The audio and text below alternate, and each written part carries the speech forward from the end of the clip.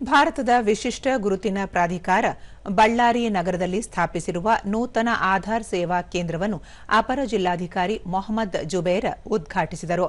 ಈ ವೇಳೆ ಬೆಂಗಳೂರಿನ ಯುಐಡಿಎಐನ ಉಪಮಹಾನಿರ್ದೇಶಕ ಗುಲ್ಶನ್ ಕುಮಾರ್ ಸಿಂಗ್ ಮತ್ತಿತರರು ಉಪಸ್ಥಿತರಿದ್ದರು.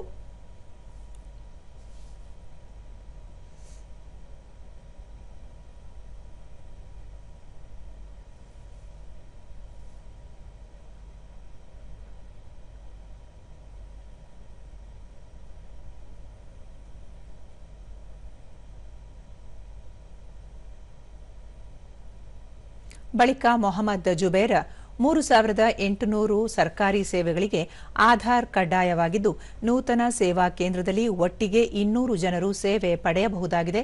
ಜನರು ಆಧಾರ್ ಫೋಟೋ, ವಿಳಾಸ ಬದಲಾವಣೆ ಮತ್ತಿತರ ಸೌಲಭ್ಯಗಳನ್ನು ಇಲ್ಲಿ ಪಡೆದುಕೊಳ್ಳಬಹುದಾಗಿದೆ ಎಂದು ತಿಳಿಸಿದರು. ಸುಮಾರು 18 ಲಕ್ಷ ಪಾಪ್ಯುಲೇಷನ್ ಇರತಕ್ಕಂಥ ನಮ್ಮ ಬಳ್ಳಾರಿ ಜಿಲ್ಲೆಯಲ್ಲಿ ಅಲ್ಲಲ್ಲಿ ಏನಾದರೂ ಆಧಾರ್ ಇಶ್ಯೂಸ್ ಕರೆಕ್ಷನ್ಸ್ ಇದ್ದಾಗ ಇಲ್ಲಿ ಬಂದು ಅವರು ಈ ಸೇವೆಯನ್ನು ಪಡೆದುಕೊಳ್ಬೋದು.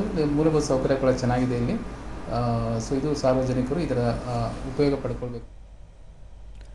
ಗುಲ್ಶನ್ ಕುಮಾರ್ ಸಿಂಗ್ ಡಿಜಿಟಲ್ ಭಾರತ ಅಭಿಯಾನದ ಅಂಗವಾಗಿ ಈ ಕೇಂದ್ರವನ್ನು ತೆರೆದಿದ್ದು, ಜನರು ಸುಲಭವಾಗಿ ಆಧಾರ್ ಸೇವೆಗಳನ್ನು ಪಡೆಯಬಹುದಾಗಿದೆ.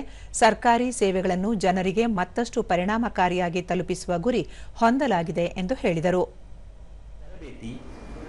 ಪಡೆದ ಸಂಬಂಧಿಗಳು ಇರುತ್ತಾರೆ. ಈ ಆಧಾರ್ ಸೇವಾ ಕೇಂದ್ರ ಸರ್ಕಾರಿ ರಜೆಗಳನ್ನು ಬಿಟ್ಟು ಎಲ್ಲ ದಿನಗಳಲ್ಲಿ ಈ ಕೇಂದ್ರವು ಕಾರ್ಯನಿರ್ವಹಿಸುತ್ತದೆ.